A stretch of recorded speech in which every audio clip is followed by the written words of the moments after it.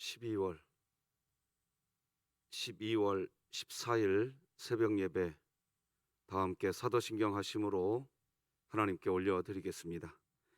전능하사 천지를 만드신 하나님 아버지를 내가 믿사오며 그 외아들 우리 주 예수 그리스도를 믿사오니 이는 성령으로 잉태하사 동정녀 마리아에게 나시고 본디오 빌라도에게 고난을 받으사 십자가에 못 박혀 죽으시고 장사한 지 사흘 만에 죽은 자 가운데서 다시 살아나시며 하늘에 오르사 전능하신 하나님 우편에 앉아 계시다가 저리로서 산자와 죽은 자를 심판하러 오시리라.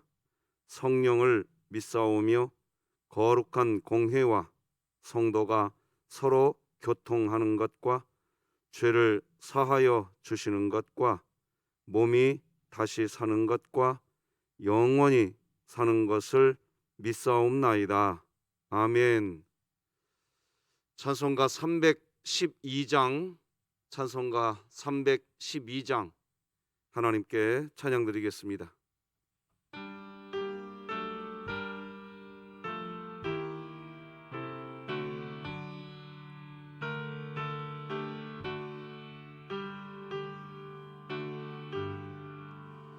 너 하나님께 이끌리어 일평생 주만 바라면 너 어려울 때 힘 주시고 언제나 지켜주시리.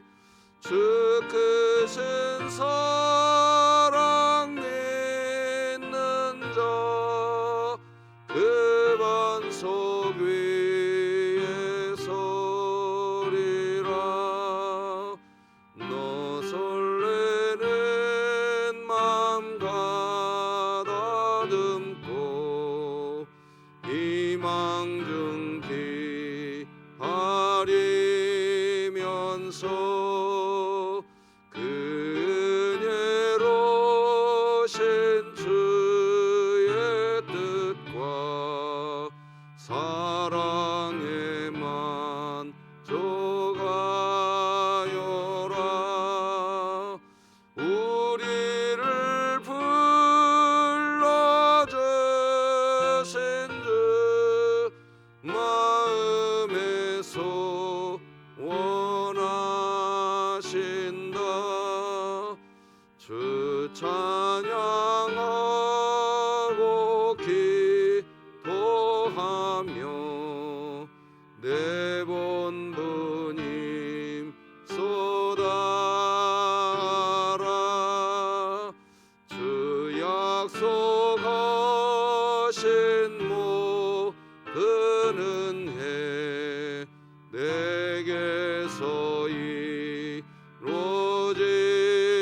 이루어지리라. 참되고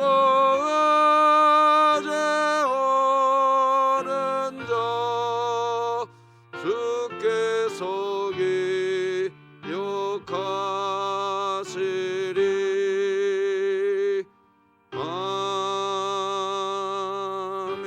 아멘. 혹시 마이크 소리 계속 안 되는 건가요? 방송실에 누가 계시나요? 예, 마이크 소리 계속 안 되는 건가요? 예, 육성으로 하겠습니다. 우리 하나님 말씀 사사기 21장 13절에서 마지막 25절까지 말씀드리겠습니다.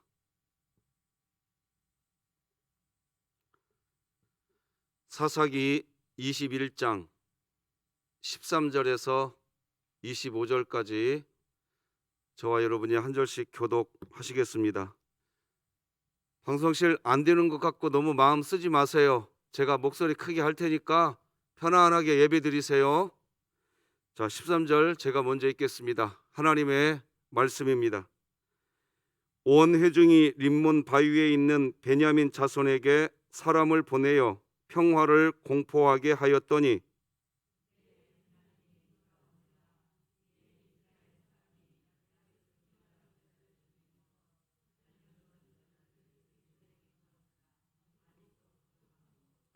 백성들이 베냐민을 위하여 뉘우쳤으니 이는 여호와께서 이스라엘 지파들 중에 한 지파가 빠지게 하셨음이었더라.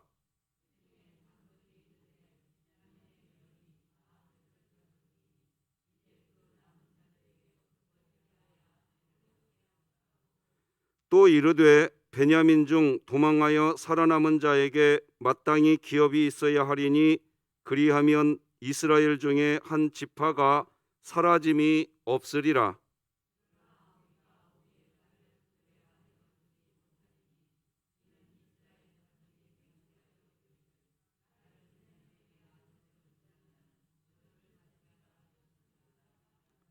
또 이르되 보라 베델 북쪽 르보나 남쪽 베델에서 세겜으로 올라가는 큰 길 동쪽 실로에 매년 여호와의 명절이 있도다 하고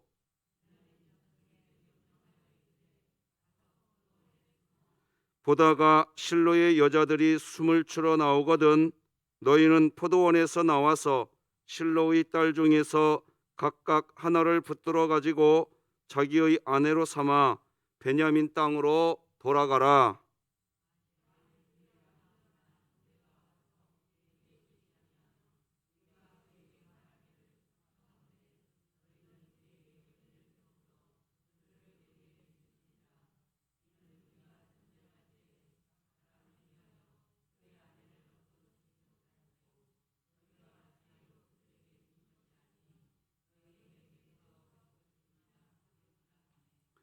베냐민 자손이 그같이 행하여 춤추는 여자들 중에서 자기들의 숫자대로 붙들어 아내로 삼아 자기 기업에 돌아가서 성읍들을 건축하고 거기에 거주하였더라.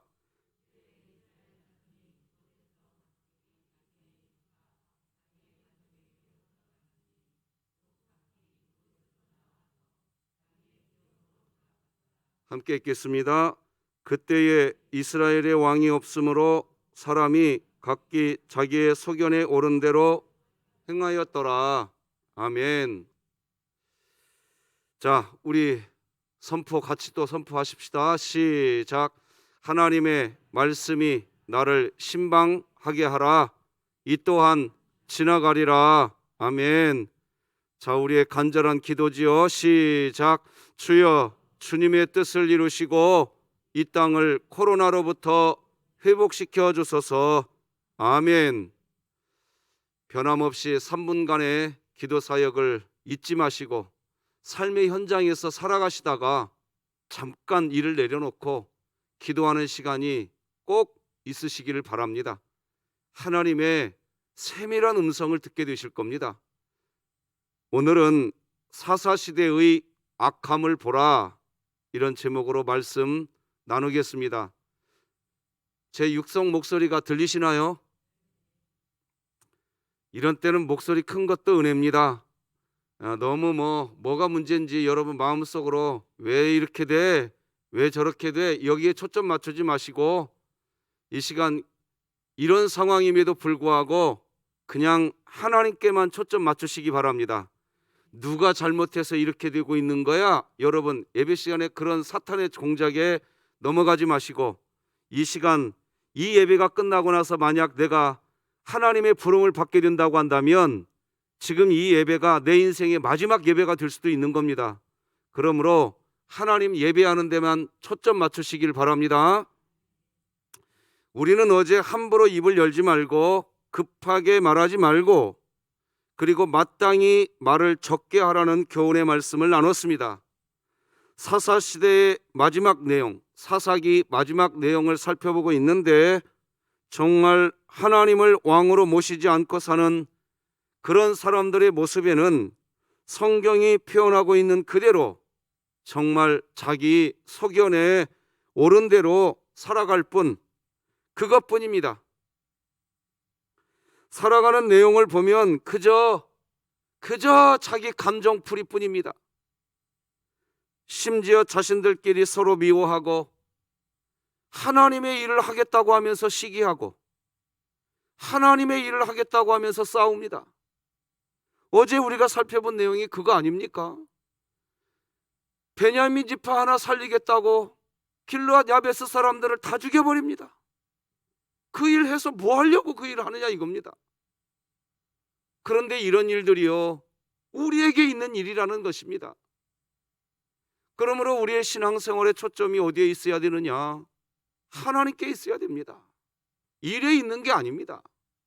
신앙생활은 하나님께 초점을 맞추는 것인 줄 분명히 믿는 겁니다. 어제 말씀드린 것처럼 사사기 20장 47절 보니까 베냐민 사람 600명밖에 남지 않았습니다. 다 죽었습니다. 자기들이 죽였습니다. 이방 민족이 와서 죽인 것도 아니고 자기들이 죽였어요. 막상 이렇게 되자 이스라엘 사람들이 스스로 다급해집니다. 어찌되었던 이스라엘은 12지파가 있어야 되는데 그것이 이스라엘이었기 때문에 완전수 12이 무너지기 일보 직전입니다. 남자만 남게 되었으니 그 지파의 자손을 이어갈 수 없게 되었습니다. 왜? 여자가 없이는 자손 이어갈 수가 없습니다.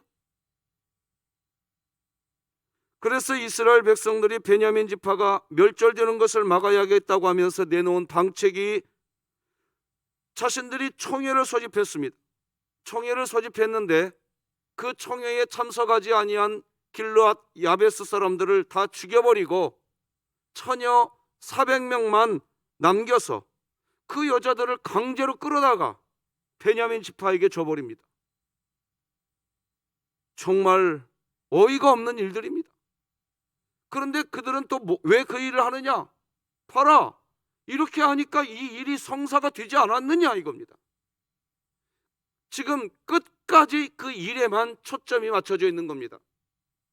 여러분, 지금 잘 봐야 될 게 뭐냐? 사사기가 끝나가고 있습니다.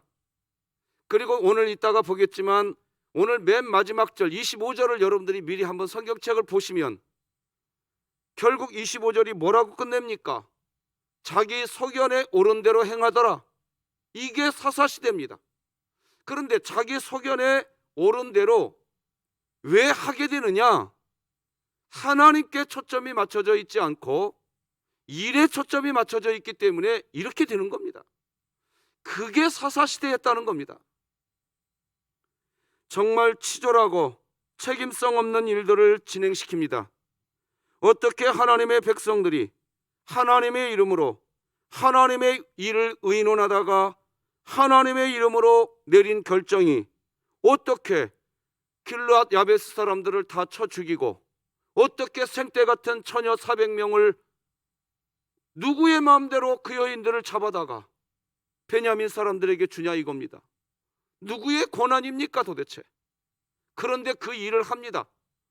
끝까지 베냐민 지파를 멸절시키는 것을 막아야 하는 그 일을 하겠다는 겁니다. 그 일을 해서 뭐 하려고 하는 거냐는 겁니다. 이것이 자기 소견에 옳은 대로 살아갔던 사사시대였던 겁니다. 아니 어떻게 자신들이 소집한 총회에 참석하지 않았다는 이유로 도대체 어떻게 길르앗 야베스 사람들을 다 죽이고 그런 일을 하느냐 이겁니다. 왜 그랬을까요? 우리 분명히 짚고 가야 됩니다. 한번 따라서 하십시다. 첫째, 하나님께 초점 맞춰야 된다. 둘째, 일이 우선이 아니다.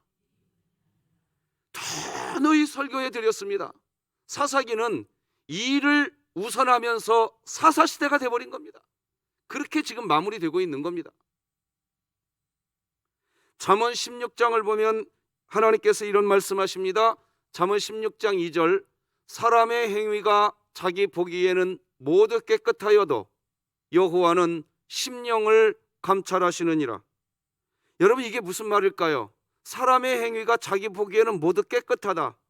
그런데 하나님은 심령을 감찰하신대요. 이게 뭐냐? 이게 무슨 말이냐? 겉으로는 하나님의 일을 하겠다는 겁니다. 하나님을 위해서 하겠다는 겁니다. 하나님의 뜻을 위해서 살겠다는 겁니다. 근데 그것이 사람의 행위, 그런 행위가 봐, 나는 하나님의 일을 하려고 하는 거야 하면서 자기의 행위가 깨끗한 것처럼 이야기하지만, 하나님은 심령을 감찰하신다는 말이 무슨 말일까요? 하나님이 보고 싶은 건 뭐냐? 네가 마르다처럼 일하는 것이 내가 너를 보고 싶은 게 아니다. 네가 잔치상을 차려오지 않는다 하더라도 마리아처럼 내 말에 귀를 기울이고 너하고 나하고 사귀자. 이게 신앙인 줄 믿으시기 바랍니다. 이걸 신앙이라고 이야기하는 거예요.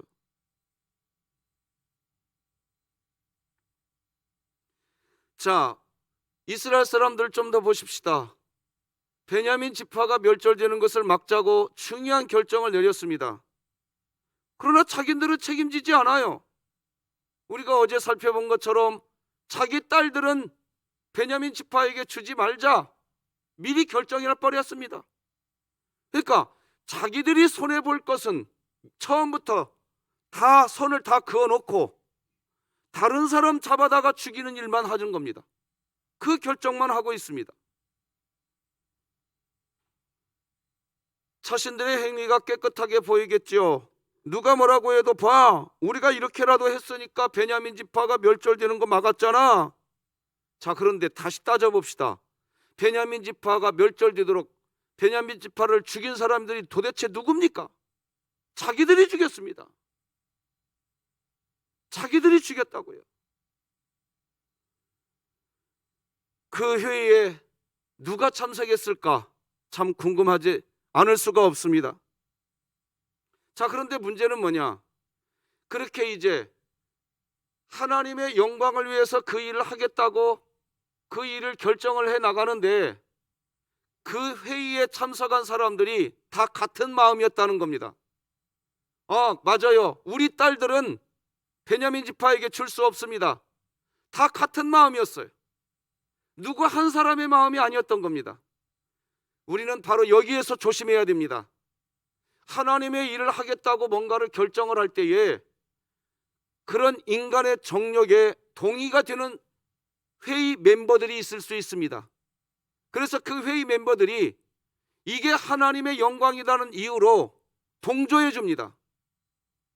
같이 참여해 줍니다.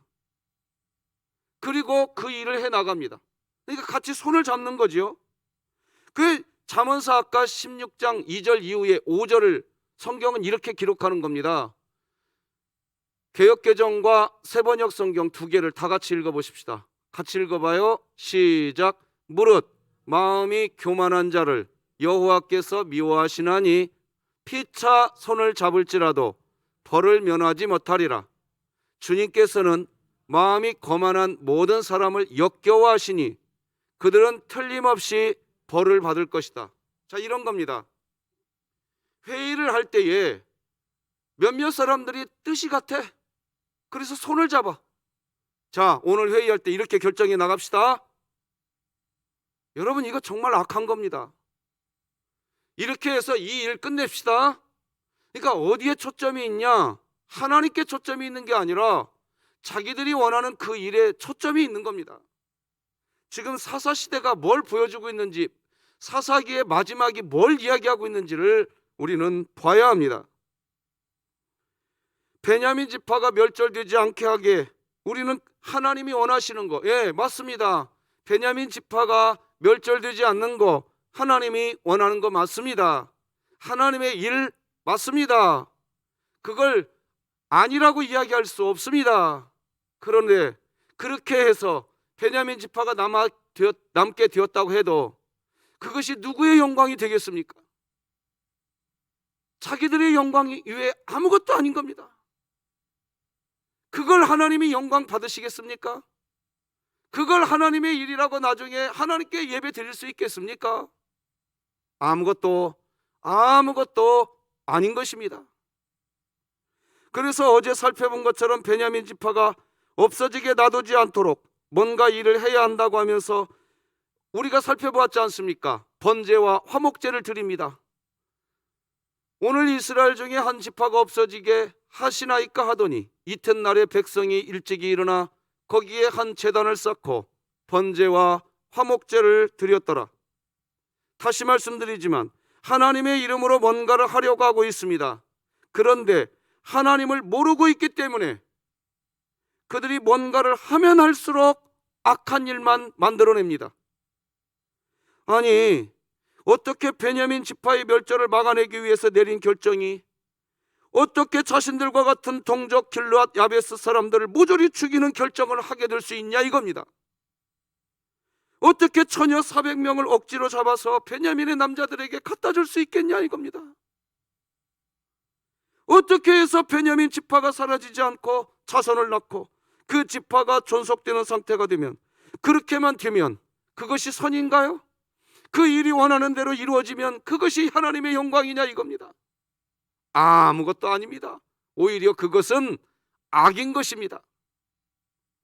자, 그런데 남아있는 베냐민 지파의 남자가 몇 명 남았다고 했죠?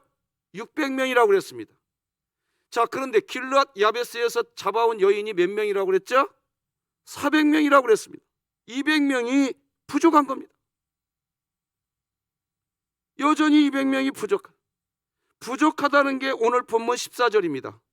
14절 맨 끝에 보니까 아직도 부족함으로, 이 말은 무슨 말일까요? 또다시 악을 행하려고 하는 겁니다. 200명 부족하다는 이유로 오늘 본문에 보면 또다시 악을 행합니다. 여전히 하나님께 초점이 있는 게 아니라 그 일에 초점이 있습니다. 자, 그런데 더 가관입니다. 15절을 보면요, 백성들이 베냐민을 위하여 뉘우쳤다는 말이 나옵니다. 여기 뉘우쳤다는 말이 어떤 의미인지 우리 정확히 알아야 됩니다. 베냐민을 위하여서 뉘우쳤다 이렇게 기록하는데, 이 말은 길르앗 야베스 사람들을 다 죽이고 처녀 400명을 사로잡아온 일이 그 일이 잘못된 일이었구나 하는 그런 뉘우침을 의미하는 게 아닙니다. 이게 무슨 말이냐? 백성들이 베냐민을 위하여 뉘우쳤다는 말은 무슨 말이냐? 여자 200명이 없구나 이 말입니다. 베냐민을 위하여 여자를 200명 더 잡아와야 되는구나 이 말입니다. 지금 전혀 깨닫고 있지 못하고 있습니다. 끝까지 일일 뿐입니다. 그래서 실제 이제 그 일을 성사시켜 나가려고 합니다. 그런데 더 가관인 것은 15절 하반절입니다. 이 부분은 같이 한번 읽어봅시다. 너무나 마음 아픈 말이 다시 등장합니다. 시작. 이는 여호와께서 이스라엘 지파들 중에 한 지파가 빠지게 하셨음이었더라. 자, 여기 이 자막 띄워놔 주세요. 두 가지 봐야 됩니다. 자, 첫째, 베냐민 지파가 그렇게 멸절되도록 다 죽어간 이유가 하나님이 베냐민 지파를 죽였나요? 아니에요. 자기들이 죽였어요. 그런데 지금 잘 보세요. 뭐라고 얘기하고 있는지. 하나님이 그렇게 했다는 거예요. 또 여기서 봐야 될 두 번째가 뭐냐? 여호와께서 이스라엘 지파들 중에 한 지파가 빠지게 하셨습니다. 이 말의 속에는 무슨 속에 있냐? 하나님이 이 일을 하고 계시니 우리는 지금 여전히 하나님의 일을 하고 있다는 겁니다. 지금 그 말이 이 속에 들어있는 겁니다. 어떻게 사람을 죽이는 게 하나님의 일입니까? 그 일을 해서 뭐 하려고 사람을 죽이는 거냐 이겁니다. 저는 교회 공동체가 어떻게 되어야 되느냐, 그 일 안 돼도 좋다 이겁니다. 사람 죽이는 일은 하지 말자 이겁니다. 우리가 교회 뭐하러 다니느냐? 하나님 사랑하러 다니는 겁니다. 아멘. 사람 사랑하기 위해 다니는 겁니다. 이거 잊지 마셔야 됩니다. 끝까지 하나님의 일을 하겠다는 겁니다. 신앙생활하면서 가장 쉬운 게 뭔지 아세요? 어떤 일이 꼬이면 이거 하나님의 뜻인가 봐. 이유를 하나님께 돌려버립니다. 하나님이 베냐민 지파를 크게 사랑하시지 않으시기에 그렇게 된 거야. 그래서 200명의 처녀를 더 잡아오지 못하게 된 거야. 이렇게 이야기한다는 겁니다. 다 갖다 붙이기입니다. 하나님을 믿지만 하나님의 이름을 망령되게 하는 일이 도대체 뭘까요? 자신이 결정하고 자신이 큰 죄악을 범하고 나서, 그리고 나서 하나님의 이름을 들먹이는 겁니다. 자기가 해놓고 하나님께서 우리를 그렇게 이끄셨나 봐. 어쨌든 지금 베냐민의 남자는 600명인데 사로잡아온 처녀는 400명이기에 어떻게 해야 이 부족한 처녀 200명을 채울 것인가 하는 것입니다. 이것을 위해서 이스라엘 사람들이 또다시 모입니다. 또다시 모여서 회의를 또 합니다.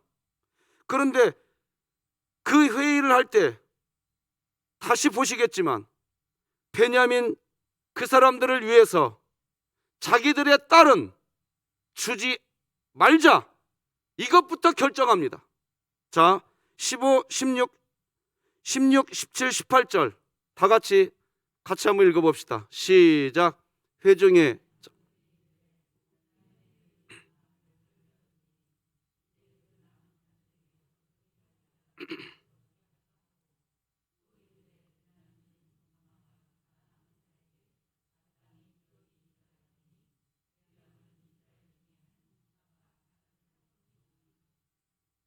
18절도요. 시작.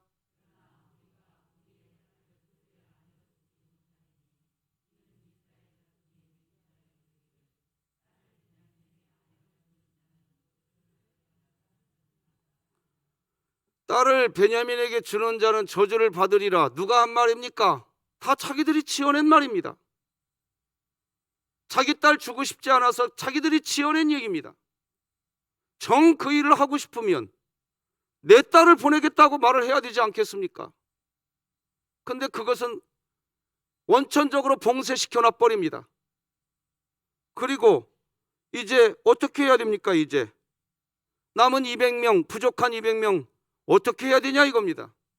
회의가 진행되고 있는데 19, 20절, 21절도 다 같이 한번 같이 읽어보시겠습니다. 제가 읽어드리고 싶은데 목이 좀 아프네요.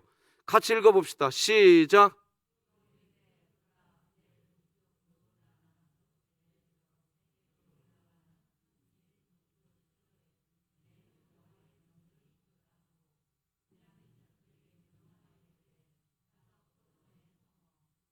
21절이요. 시작.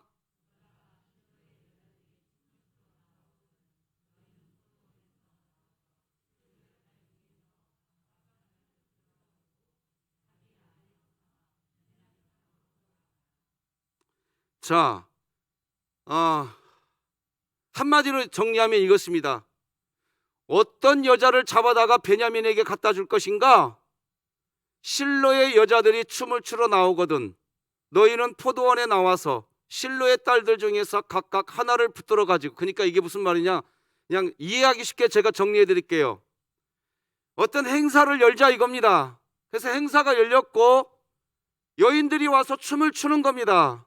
그런데 춤추러 나오지 않고 자기들이 있는 그곳에서 그냥 일을 하고 있는 여인들, 그러니까 춤추러 나오지 않았던 그 여인들, 누가 춤을 추고 있느냐, 누가 춤을 추고 있지 않느냐, 이걸 봐가지고 그렇지 않은 여인을 잡아다가 베냐민에게 갖다 주자는 겁니다. 이거 원문을 다 분석하면 이런 겁니다. 밤에 여인들을 보쌈에다가 갖다 주자는 얘기입니다.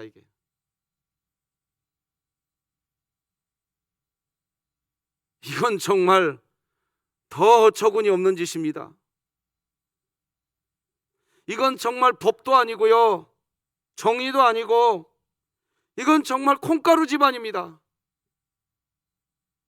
그런데 가슴 아픈 것은 이런 사사시대의 모습이 이때에만 있고 지금 없느냐 이겁니다. 우리가 주를 위하여 참는 것이 행복이라오. 우리는 지난 주일날 이런 찬양 올려드렸습니다. 우리가 주님을 위하여서 내가 희생될 줄도 알고, 주님을 위하여서 내 자아를 내려놓을 줄도 알고 그래야 되는데, 여러분 알다시피 지금 오늘 본문에는 그런 거 아무것도 없습니다. 자기 자아는 내려놓지 않습니다. 일을 하겠다는 겁니다. 그 일을 하는 게 정의라는 겁니다. 이것을 사사시대라고 이야기하고 있는 겁니다. 우리가 하나님을 믿는 믿음의 길을 걸어갈 때에 우리는 알고 있습니다. 여러분들 혹시 들어보신 적이 있으실까요? 전라북도 전주에 가면 깡통교회가 있습니다. 작은 교회가 아닙니다. 선교에 정말 열심히 있는 교회입니다. 그 교회는 이런 벽돌로 된 건물이 아닙니다. 처음에 그냥 하우스. 그야말로 왜 깡통교회가 되었느냐? 슬라브가 있습니다. 아실 겁니다. 이렇게 울퉁을 이렇게 물결치듯이 되어 있는 거, 그것으로 그냥 교회 예배당을 허스름하게 지었습니다. 사람들이 묻습니다. 왜 교회를 이렇게 허스름하게 지었습니까? 그랬더니 그 교회는 이렇게 이야기합니다. 건물이 교회가 아니라 이 건물 안에서 하나님을 예배하는 성도들이 교회입니다. 그러니 우리는 건물에 별로 신경 쓰지 않습니다. 이곳에 이 안에 있는 사람들이 더 하나님을 사랑해서 건물에 투자할 비용에 우리는 선교하겠습니다. 그런데 그 교회를 사람들이 외면했을까요? 아닙니다. 저 교회가 진짜 교회다. 세상이 알아주었습니다. 전주 안디옥 교회라고 들어보셨을 겁니다. 이동희 목사님, 지금은 은퇴하셔서 연로하셨죠.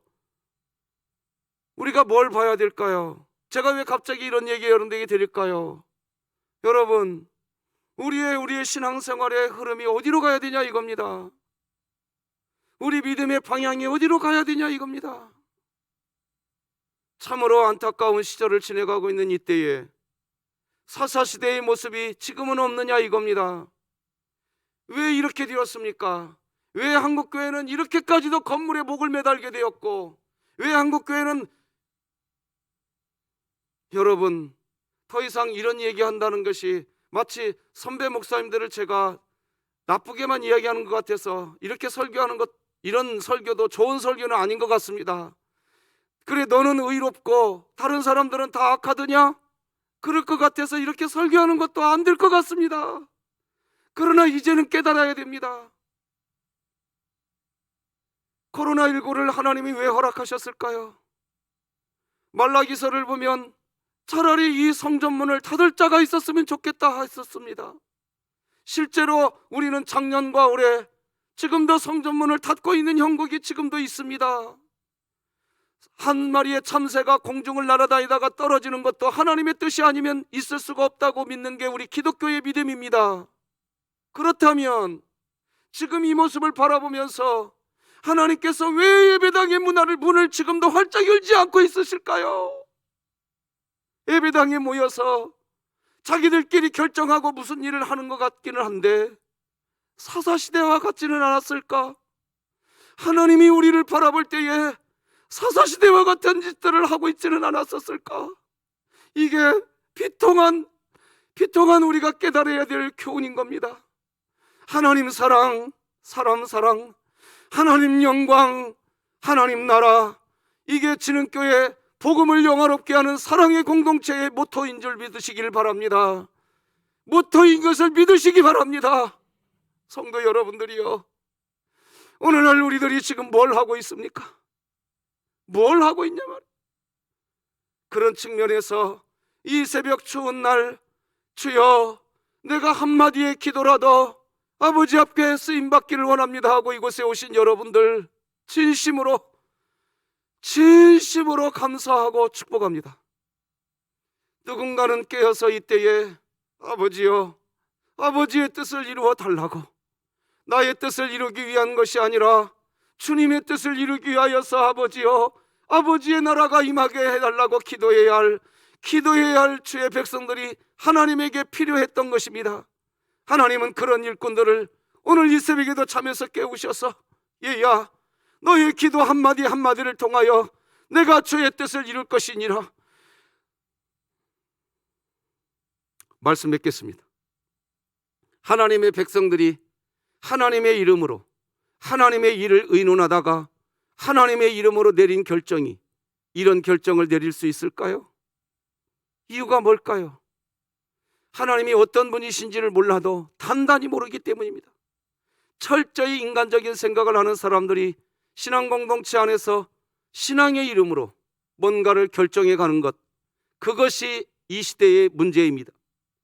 자기 자신의 죄에 대한 통회하는 회개의 시간을 가져보지 않은 사람들이 결정권자의 자리에 앉아 있으면서 교회라는 이름으로 교회를 결정하고 교회사를 의논하기 때문에 교회가 세상처럼 변해가고 심지어 세상보다 더 못한 것으로 편질되어 가게 된다는 것입니다. 더 큰 악을 만들 뿐입니다. 본문의 이스라엘 사람들은 결국 자기들 뜻대로 일을 진행시킵니다. 자기들 마음대로 처녀들을 보쌈해 갑니다. 베냐민 자손이 그같이 행하여 춤추는 여자들 중에서 자기들의 숫자대로 붙들어 아내로 삼아 자기 기업에 돌아가서 성읍들을 건축하고 거기에 거주하였더라. 비극도 이런 비극이 없습니다. 너무나 악한 비극입니다. 보쌈에다가 처녀들의 남은 인생은 어떤 삶을 살았을까요? 우리나라 일제강점기 때 성신대에 끌려갔던 분들의 삶을 보면 그 고통의 책임 누구에게 물어야 하는 것인가요? 그렇게 사사기 마지막 장 마지막 절은 이렇게 마무리합니다. 같이 읽겠습니다. 시작. 그때에 이스라엘의 왕이 없으므로 자기 소견에 옳은 대로 행하였더라. 아멘. 사사기는 이렇게 끝납니다. 이게 사사기입니다. 사랑하는 진흥교회 성도 여러분, 마이크가 제대로 켜지지 않은 상태에서 메시지 들으시느라고 애쓰셨습니다. 그러나 오늘 그냥 집에 돌아가지 마시고 한마디는 꼭 기도해주고 돌아가십시오. 뭐냐? 하나님, 나의 뜻이 아니라 아버지의 뜻이 이루어지게 하여 주시옵소서. 할렐루야. 기도하시겠습니다. 하나님 아버지, 감사합니다. 사사시대의 악함을 우리에게 보여주신 아버지 하나님, 그때에는 왕이 없으므로 각기 자기의 소견에 옳은 대로 행하였더라. 자기가 하는 일이 정의이고 자기가 하는 생각이 공의이고 자기가 하는 일이 진정한 하나님의 영광이라고 하는 이 악한 시대, 사사시대를 보았나이다. 하나님, 혹이라도 이런 모습이 우리의 모습이 아니기를 겸비한 그리스도인으로 교회로 세워져 가게 하여 주시옵소서. 나의 뜻이 아니라 아버지의 뜻을 이루어가는 저희들의 인생이 되게 하여 주시옵소서. 우리와 함께 하시는 하나님, 하나님께 초점을 맞추고 그저 하나님 한 분 여전히 내 곁에 계시고 그분이 여전히 나의 목자이시기에 나는 감사할 수 있습니다. 나는 기도할 수 있습니다. 나는 기뻐할 수 있습니다. 이것이 기독교 믿음인 것을 분명히 하고 우리 진흥교회가 아무리 어려운 시대가 되어진다 할지라도 믿음 안에서 하나님의 영광을 드러내는 하나님 나라 권속으로 살게 하여 주시옵소서. 예수님의 이름으로 기도드립니다. 아멘. 하늘에 계신 우리 아버지여, 이름이 거룩히 여김을 받으시오며 나라가 임하시오며 뜻이 하늘에서 이루어진 것 같이 땅에서도 이루어지이다. 오늘날 우리에게 일용할 양식을 주옵시고 우리가 우리에게 죄 지은 자를 사하여 준 것 같이 우리 죄를 사하여 주옵시고 우리를 시험에 들게 하지 마시옵고 다만 악에서 구하시옵소서. 나라와 권세와 영광이 아버지께 영원히 있사옵나이다. 아멘.